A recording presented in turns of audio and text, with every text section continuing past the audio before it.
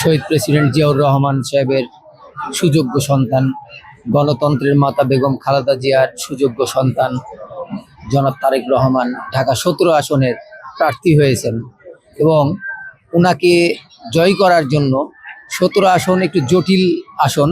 এই আসনে যেমন অভিজাত এলাকার লোকজন থাকে, এই এলাকায় ঠিক তেমনইভাবে এখানে বস্তিবাসী থেকে শুরু করে সব ধরনের লোক থাকে এবং অনেকটা শোনা যায় যে বস্তিবাসীদের এবং নিম্ন আয়ের লোকদের ভোটের মাধ্যমে এখানকার পরবর্তী বিজয় নির্ধারিত হয়। যে কার ভোটে বিজয় নির্ধারিত হবে সেটা কিন্তু বস্তিবাসীর কথাই সবাই বলে।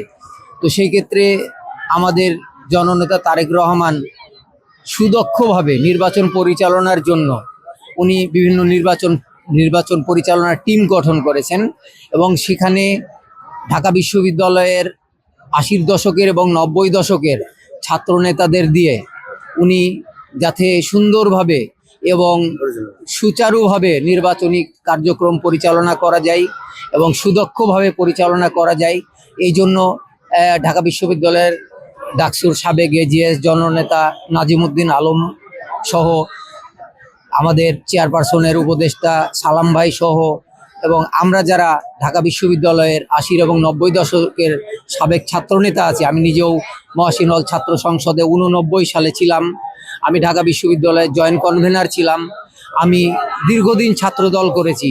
স্বাভাবিকভাবে আমাদেরকে এখানে দায়িত্ব দেওয়া হয়েছে যাতে আমরা নির্বাচন পরিচালনার জন্য সুচারুভাবে কার্যক্রম পরিচালনা করতে পারি।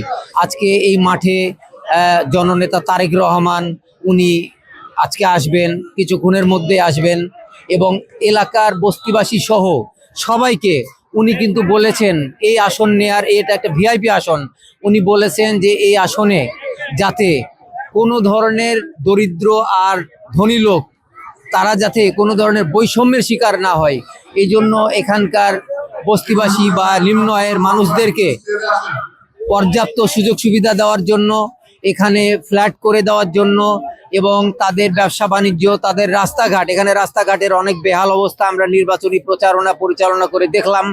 তো সেই ক্ষেত্রে তাদের যাতায়াতের সুবিধা, তাদের চিকিৎসার সুবিধা সহ যাবতীয়, এখানে মাদকদ্রব্য যাতে না থাকে, এখানে যুবকরা যাতে কর্মসংস্থান পায়, সব কিছুর জন্য উনি কিন্তু নিজে এখানে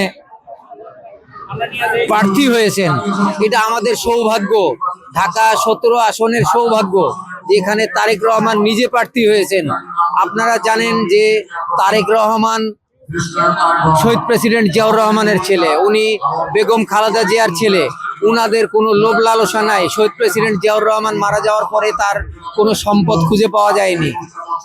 বেগম খালেদা জিয়া গণতন্ত্র প্রতিষ্ঠা করার জন্য বাংলাদেশে আপসহীন নেত্রী হিসাবে সবসময় কাজ করেছেন। তার কোনো ধরনের কোনো দুর্নীতি নাই, কিন্তু বিগত সরকার বিভিন্নভাবে তাকে মামলা দিয়ে, হামলা দিয়ে অত্যাচার নির্যাতন করেছে, যার ফলশ্রুতিতে আমরা আমাদের নেত্রী দেশনেত্রী বেগম খালেদা জিয়াকে আমরা হারিয়েছি।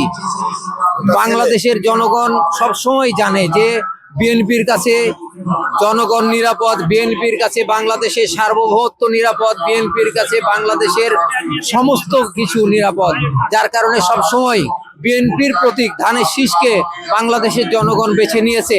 আমরা ঢাকা 17 আসনের পক্ষ থেকেও আমরা ধানের শীষকে বেছে নিয়েছি এবং আমরা আগামী দিনে শহীদ প্রেসিডেন্ট জিয়াউর রহমানের ছেলে, খালেদা জিয়ার ছেলে তারেক রহমানকে বিপুল ভোটে জয়ী করব বলে আমরা ঢাকা বিশ্ববিদ্যালয়ের সাবেক ছাত্র নেতৃবৃন্দ এখানে অক্লান্ত পরিশ্রম করে যাচ্ছি এবং আশা করি আমরা আগামীতে তারেক রহমানকে বিপুল ভোটে জয়ী করে বাংলাদেশের প্রধানমন্ত্রী হিসাবে দেখতে পাবো।